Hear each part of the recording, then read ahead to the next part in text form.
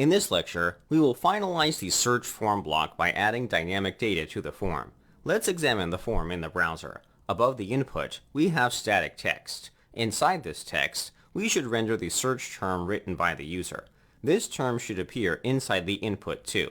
Lastly, the form should be fully functional. If a user submits our form, the page should refresh with the search results.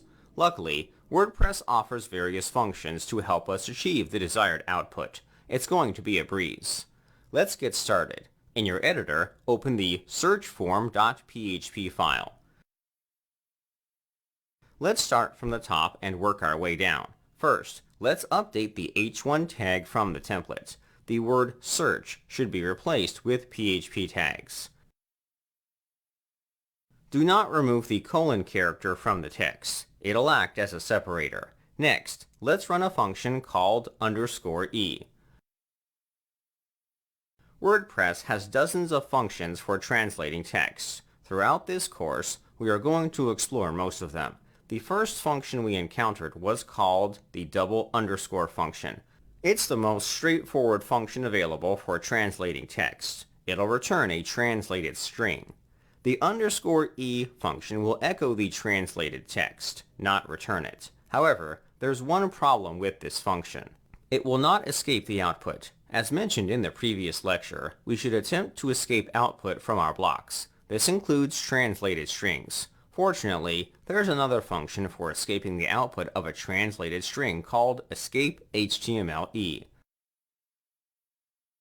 The escape_htmle function will perform the task as the _e function. In addition, it'll strip HTML tags from the string. This can be a great way to prevent unsafe content from appearing on the page. The arguments for this function are the same as the double underscore function. Let's pass in the word search as the translation. The text domain should be set to Udemy Plus. After translating the text, let's move on to the other portion of the text. The search term should be added after the colon character. Let's add a pair of PHP tags. Inside these tags, we are going to run a function called the search query. The search query function is considered a template tag. In the resource section of this lecture, I provide a link to a complete list of template tags. A template tag refers to a function for rendering a template to the page. They're mainly utilized from within themes. However, it's perfectly safe to use them from within plugins. As I mentioned before, WordPress allows developers to access the same APIs from plugins and themes. Template tags will output various pieces of information. For example, we can output the title of a post, a list of categories, or render comments. If you were to explore the various functions listed on the documentation page, you may notice a pattern. WordPress defines two functions for grabbing the same value. For example, there are two functions for grabbing the user's search query.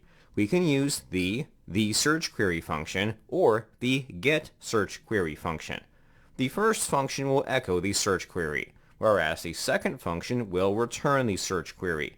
Aside from those differences, the value will be the same.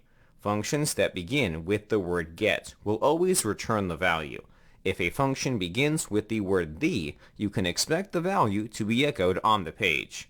For example, there is another set of functions for grabbing the title of a post. The title function will echo the post title. In comparison, the get the title function will return the post title.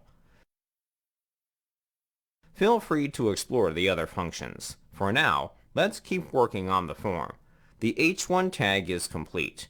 We can start working on the form element. The form must be submitted to the home page. The home page will be responsible for accepting the search submission.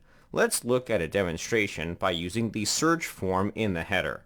Keep in mind, this form comes bundled with the core of WordPress. I'm going to search for a random word. Looking closely at the URL, we can clearly see where the request is being sent to. By default, WordPress will send the request to the home page. It uses a query parameter for storing the search term. The name of the query parameter is called S, which is short for search. Our block should send the form data to this URL. Let's head back to the editor. On the form element, add an attribute called action. The action attribute will tell the browser where to send the form data. Let's set the value to the following code in a PHP tag. Echo escape URL home URL /. We are using two functions for producing a URL to the home page. The home URL function will return a URL relative to the home page. This function accepts a path. We're telling WordPress to return the root path by passing in a / character. Next, we are passing on the value to the escape URL function.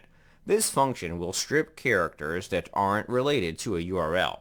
Lastly, we're echoing the results. We're not finished yet. The data is being sent to the correct URL. However, the input element must be updated to add a query parameter. On the input element, add an attribute called name with a value of S. By adding the name attribute, the browser will store the value from the input in a query parameter. The name of the parameter can be configured through this attribute. The query parameter must be called S. WordPress is expecting this query parameter name. Otherwise, the search results page will have nothing. Afterward, let's pre-fill the input with the search query. This way, visitors will be able to modify their search queries. Add the value attribute to the input element. The value for this attribute will be the search query function. You may be wondering, why aren't we escaping the value from this function? It's because WordPress already escapes the value. In the resource section of this lecture, I provide a link to the search query function documentation page. If we scroll to the source section, the official function definition can be found. Looking closely at the return statement, the value is being escaped with the escape attribute function. It's always good practice to read through the code of WordPress to verify the behavior of a function. Let's head back to the editor. There's one last step. In the placeholder attribute and the inner text of the button element, we are outputting the word search. This text should be replaced with a translation function. Luckily, we've already prepared the translation. Let's copy and paste the translated text into these two locations. Our block is finished. However, we can't test our block yet. The template needs to be updated to use this block. Let's start adding the block to the template in the next lecture.